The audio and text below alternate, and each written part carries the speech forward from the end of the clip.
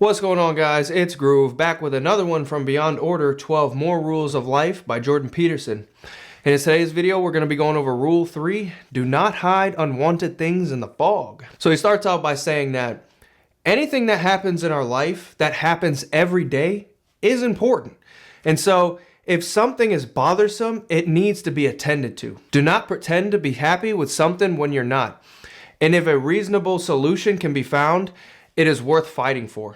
It might be unpleasant of a situation to deal with right then and there, but if you do take care of that situation, that's one less straw on the camel's back. Life is what repeats, and it's worth getting what repeats right. People generally believe that actively doing something bad is worse than passively doing something good. If you let this thing go on over time, if you passively if you're just blind to a situation or you're just ignoring it, that can be worse than doing something bad. And he gives an example of this. He says, if you're a CEO at a company and you suspect that, somebody from your treasury department is cooking the books, but you're just blind to it. You don't want to even bother with that situation. He says that this can build up and you'll probably be liable for it on the back end. Because you didn't address a situation because you hid it in the fog, it became a catastrophe later on. He says failing to look under the bed when you suspect a monster is under there is not a good strategy in life. I don't know why, I really just like that. It just made me think of like Monsters Inc. or something, but it's true.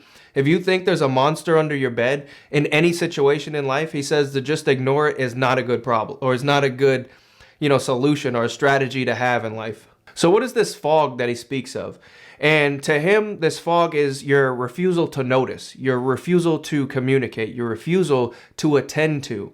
It puts you in this state of sadness and anxiety when you try to hide stuff. Now, this is going to require some courage in life, but he says your strategy under these conditions is to show disappointment for somebody who makes you unhappy in life. Allow some resentment when things do not go your way. This doesn't mean that you have to be an a-hole to everybody in your life and, if you don't get your own way, you're always just going to say no and stuff like that. This is for, that person that's constantly getting walked all over. The person who is just treated like crap. That type of person, it's like, hey, it's time for you to speak up. In your pursuit of life, you might fail.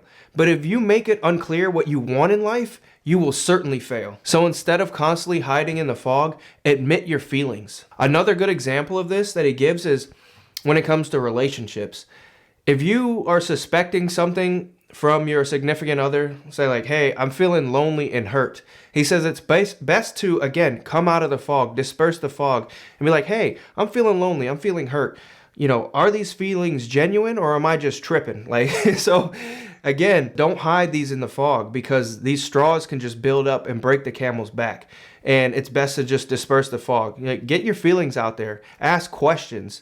This is the way you can just clear the air. If you continuously pile up junk in your closet, one day that door will spring open and it will bury you. He says when it comes to life, we need to keep what we need and discard the rest. If you continuously leave everything hidden in the fog because you're afraid of the danger, you may find that one day fate forces you to run towards this and there will be little help. And I really like the way he left that off saying that because, again, if you don't address the problems in your life, if you just continuously leave them hidden in the fog, if you are continuously blind to them or trying not to look at them, they will become bigger and bigger problems to where, like he said, nobody's going to be able to help you and you're just going to have to face them.